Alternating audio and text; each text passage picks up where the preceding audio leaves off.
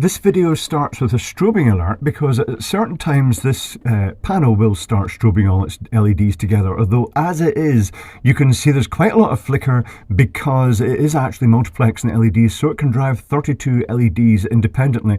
There goes the strobing. This is off the top of a gaming machine from a casino, and I thought it'd be interesting to get one to take apart. So let's go back to the bench and take it apart right now. So now we're back at the bench. You can see it is just a little bit big for the bench, but that's okay. Once we're inside, it'll be more manageable. And you can also see the LEDs are very flickery. Now watch this. If I turn this off and on again, you'll see it displays a little code in the LEDs. These ones up here. There's also, no, I'm going to have to show you this. Hold on, I'll turn it off and on again. One LED over here and 3 up here. Do you think this is a code for the software? I wonder. Super strobing mode. Let me show you another of these panels. And this one has a cute pirate theme, and look, he's got all the treasure there. Do you know whose treasure it is? It's yours because you put it in his slot machine, but that's okay. You had fun. Okay, let's get one of these open. So on the inside, we've got these little clips here holding down an acrylic panel with the printing on it. And we've got the shaped circuit boards, quite nice really. There are 4 identical looking ones by the look of it. Are they identical? No, they're not quite. There's 2 similar looking ones. But there's also an earth connection that goes onto this terminal here and earths the chromework of the game. This, again, is important. Let me show you what's under this. And when we get inside, we find a few interesting things. There's the LED control card, we've got a 12-volt electronic ballast, and we've got a traditional fluorescent tube as the backlight. That's quite interesting because this whole unit runs off 12 volts. So this is a 12-volt power supply. Interesting, given that a recent video I was making was about a 12-volt power supply for one of these tubes. But we've also got a little extra wiring loom here that is designed to be stuffed out the base.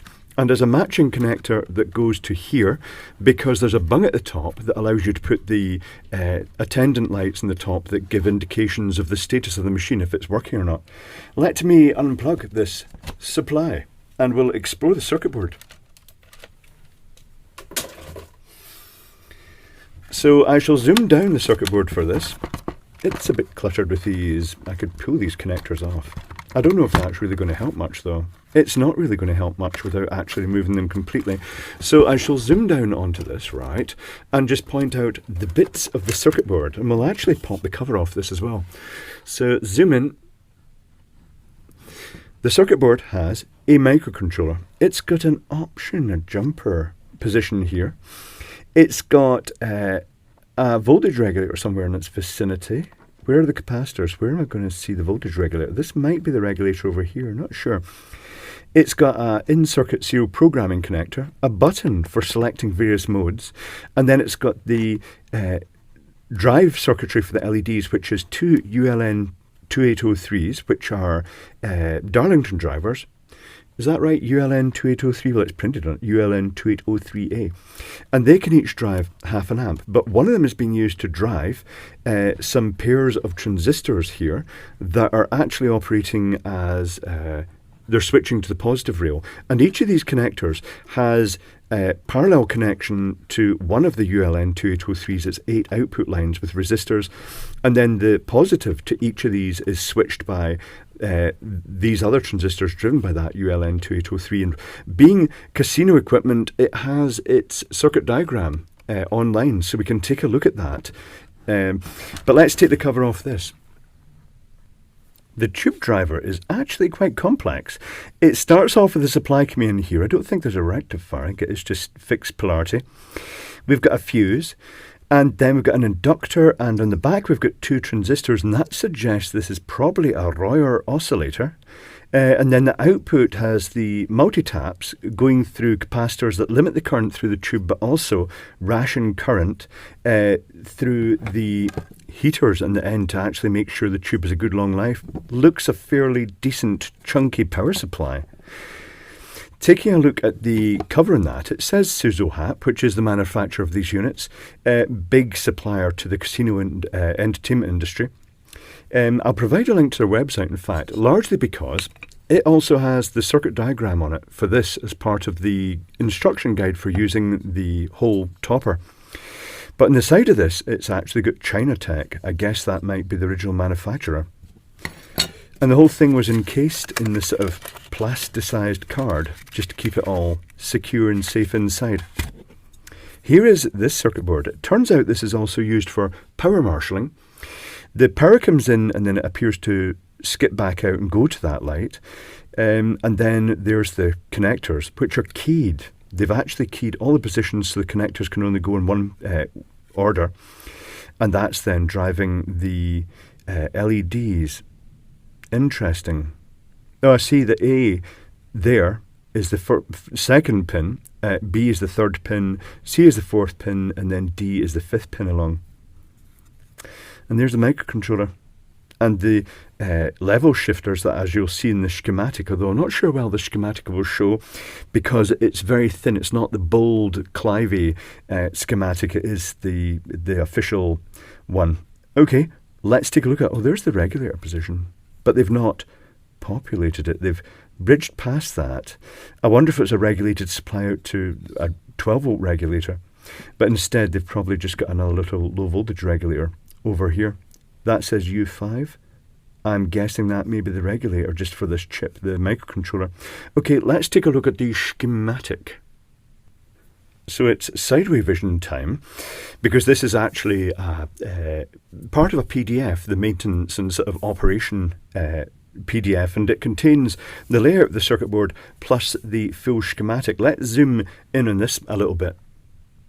Yeah, this is very thin lines. That's a bit disappointing, but you can download this whole PDF and you can take a look at the schematic if you're interested. But here's what it is. There's the power coming in, looping back out again. That's those two connectors. Whoop. That's those two connectors there. And it's going to the 5-volt regulator for the microcontroller. That's a 5-volt regulator. Let me just double check that is the 5-volt regulator by reading the number on it, which says MC301. Is that, hold on, is that the regulator? Is it that? One moment, I'm just going to check that. Okay, so that is a voltage regulator. This little component called an MC331 is not actually shown in the schematic. I cannot see that on the schematic. Maybe I'm looking right past it. I wonder if it's another regulator or a reset chip or something like that. Strange. Anyway, there's the two ULN2803s coming from the microcontroller. This one only has 4 lines used, and that is used via these PNP transistor drivers with level shifters. Well, they're actually arranged as Darlingtons. This is acting as a level shifter then.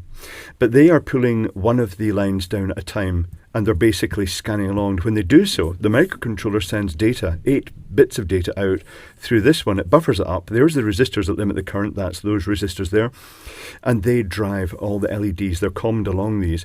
So as it scans along, it basically presents the 8 bits of data for each section of LEDs as they get illuminated.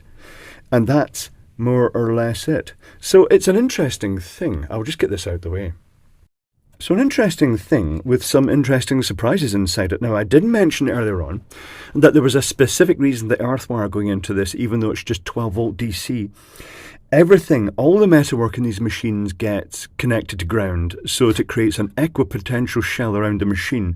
Otherwise, if someone used a high voltage zapper on the chromework and it wasn't like that, it would find its way back through the LEDs that could spark onto the leads, and then it could affect the 12 volt circuitry and it could crash the machine and make it behave erratically. And it's to protect against high voltage sparking onto the machines and also RF energy. These things often have a antenna wire inside them as well, and if you try to use a jammer on them, they will set off a loud alarm and they'll flash a beacon to show that tampering has been detected. So that's ultimately one of the main reasons that all the metalwork in these seemingly low voltage areas is grounded. It's connected to a common earth. But that's it. Interesting card. Intriguing. Not what I was expecting. I thought the LEDs were going to be driven directly and not multiplexed. But again, it's the nature of the arcade industry that a lot of the LEDs and halogen lamps in them are multiplexed. But neat, and especially that it's still using a fluorescent tube inside for the illumination of the graphics. So if you've got one of these, you can theoretically get custom graphics made, and you can fit them in because it does give the dimensions of the acrylic panel. But you could also take the panel out and take it to a suitable place and get custom graphics made if you so desired. Interesting stuff.